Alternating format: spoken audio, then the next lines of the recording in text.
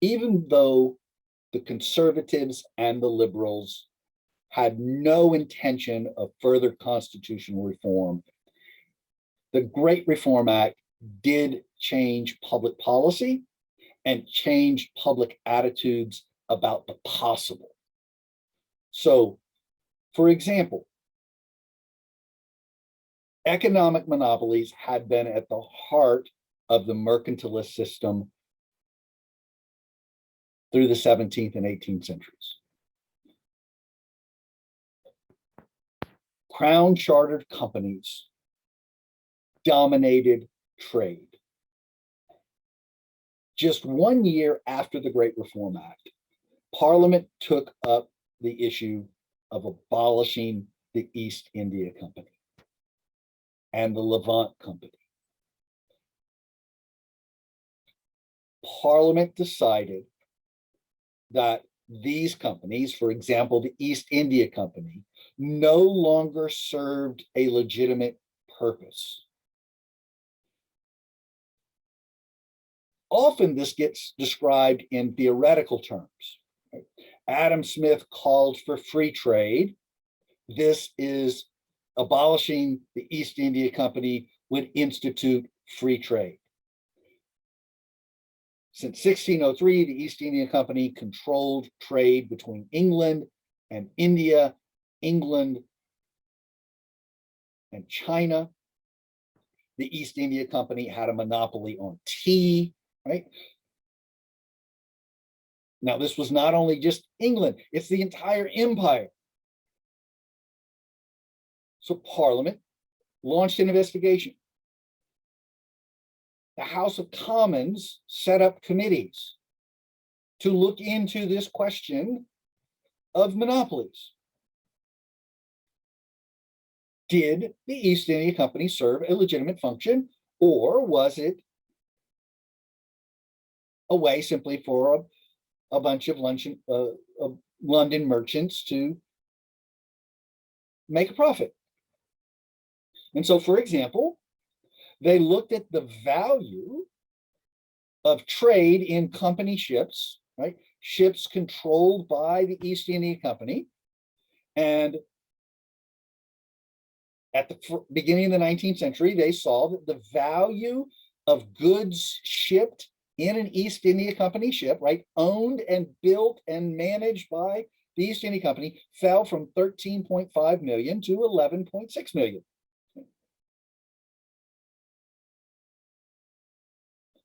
On the other hand, they saw that the value of trade by licensed ships, private traders, rose from 9 million to 31 million pounds.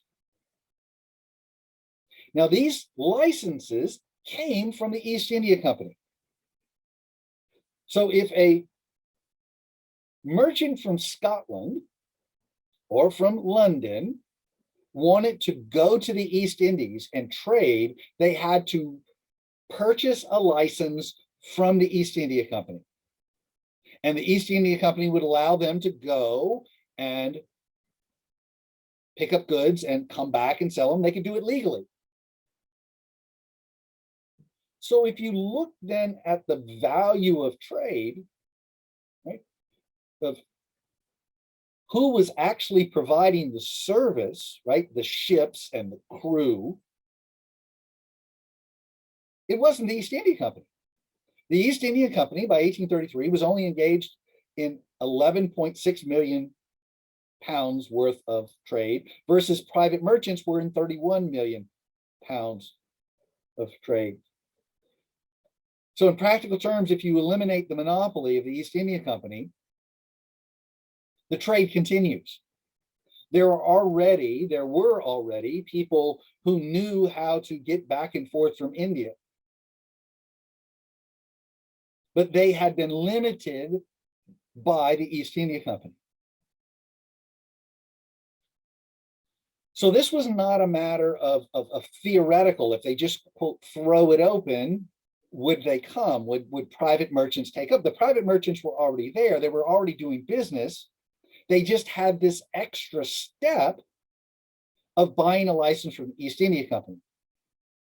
So Parliament abolished the East India Company's trading privileges in 1833. The East India Company continued as the governing body of India, and that becomes a whole other issue and topic you can read about in the book.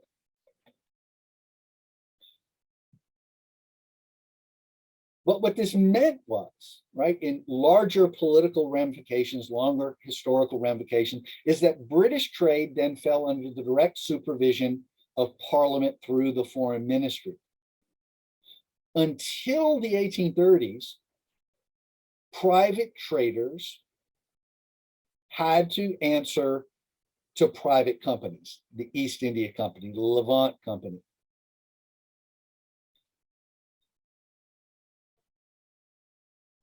Those companies answered to the monarch.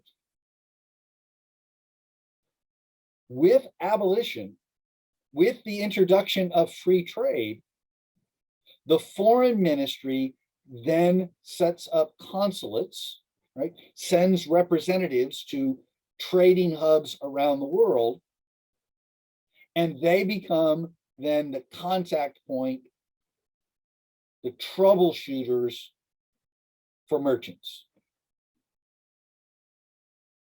Those consulates then have to answer to an ambassador, and those ambassadors are overseen by the government, the prime minister and his cabinet, through the foreign ministry. This was a radical reworking of British foreign policy. It brought traders, merchants, under the supervision of the foreign ministry. Another impact of constitutional reform was on religion, right? This is where it all started, because the English church, the Church of England, had a monopoly.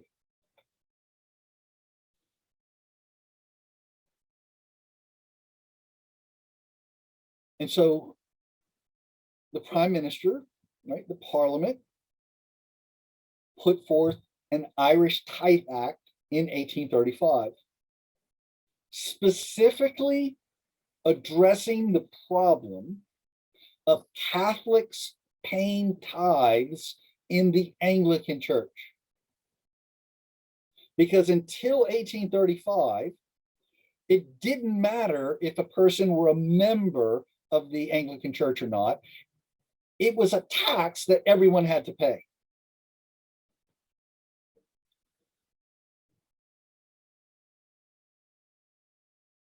Another implication for religion was educational reform.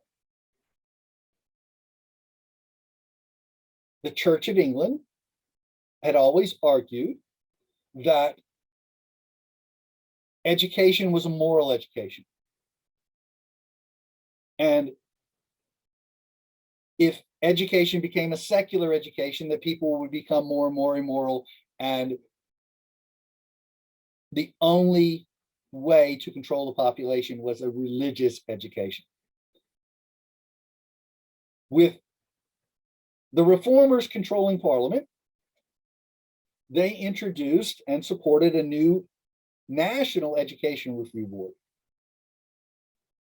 This opened up government grants to new organizations, not just Church of England organizations.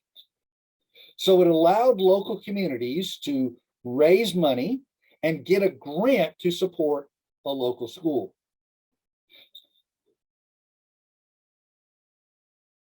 The Anglican Church still had schools, but now new non-Anglicans, Bible societies, secular organizations could receive government funding to support elementary and secondary education. And they distributed the funds based on need rather than only matching local contributions. So the National Board would look at a community. Did they need funding? They could get funding. Because if you only do it on matching contributions, then wealthy communities will get more money and poor communities will get less money, and rich communities will stay rich and poor communities will stay poor. So this reform bill, or this education reform bill in the 1830s, realized that poor communities need more money than rich communities. Now, not everybody was satisfied with the Reform Act. They didn't think it went far enough. And in particular, a new movement formed, organized in response to the Reform Act, called Chartism. The Chartists had 6 demands. The first demand was universal manhood suffrage. All adult males needed to vote. This was a radical idea.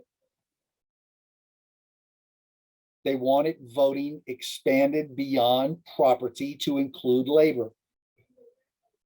That as laborers, as working people, as miners, as teamsters, as farm laborers, men contributed to the community, and that contribution needed to be recognized with suffrage. They wanted the secret ballot. At the time, voting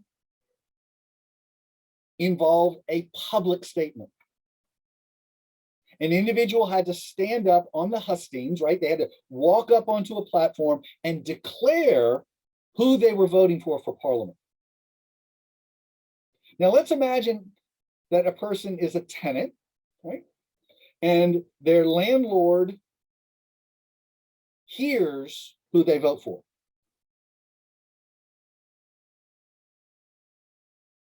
Is that vote really free? Is that vote really going to reflect the issues of the tenant? Or if that landlord comes aside and said, you know, I really need you to vote for so-and-so, and then you get up on the hustings and declare against your landlord, do you lose your house? Do you lose your farm? And so the Chartists demanded a secret ballot so that voting was done in private, not in public. That way there would be no public pressure either from employers or landlords on the voter, that individuals could be independent and free to vote their conscience. Chartists also demanded annual parliaments. In other words, annual elections. This was a medieval parliament. The sessions of parliament was a medieval holdover. The king both summoned and dissolved parliaments. So the holding of elections was up to the king. By the 1830s, it had become a practice that if a prime minister got in trouble, the prime minister may recommend to the king to hold new elections. But theoretically, if the king didn't have to hold new elections 7, 8, 9, 10 years, right? As long as the government was stable, they wouldn't call for elections. The Chartists wanted the House of Commons to check in with voters on an annual basis, to take the temperature, to find out what the people need, right? Because the House of Commons ought to respond to voters, not to the king. So they wanted to strip the king of the power to summon and dissolve and make it write this into the Constitution that it would be an annual basis. They wanted equal electoral districts. The Great Reform Act of 1832 did not create proportional electoral districts. There was no provision for reapportionment, that if in the future one district grew and another stayed small, that there would be another redistribution of districts. Right? The Great Reform Bill, according to both political parties, was final and done. The Chartist movement wanted to require equal or proportional electoral districts and then have some type of process for reapportionment, much like the American Constitution has. The Chartists wanted pay for members of parliament. The Chartists realized that without pay, members of parliament had to have an independent source of income, which meant that a member of parliament had to either have a business that they could leave and go to London and sit in London for several months and still get the income from the business, or they had to have a wealthy patron who was going to pay them to go to parliament, or they had to have enough unearned income from land or stock investments. Paying members of parliament meant that average people could go to parliament and serve and still feed their families, still to pay their rent.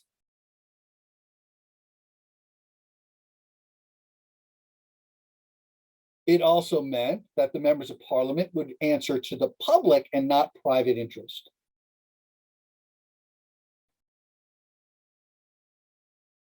The Chartists also then demanded abolition of property qualifications for office.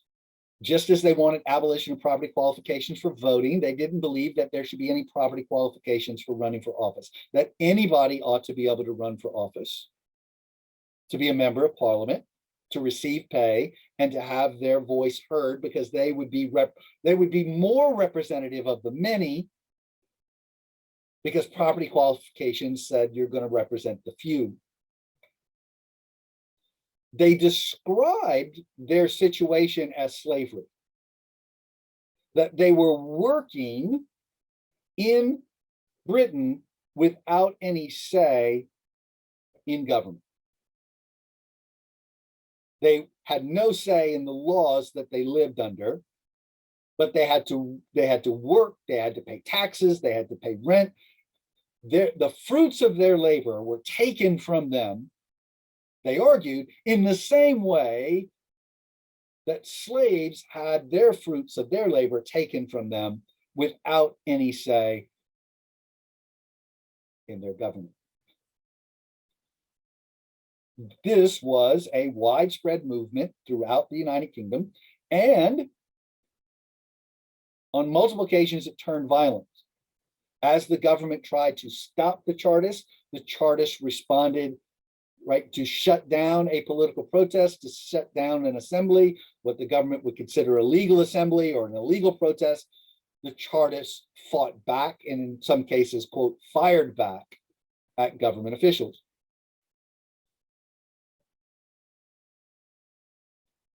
If you look at these demands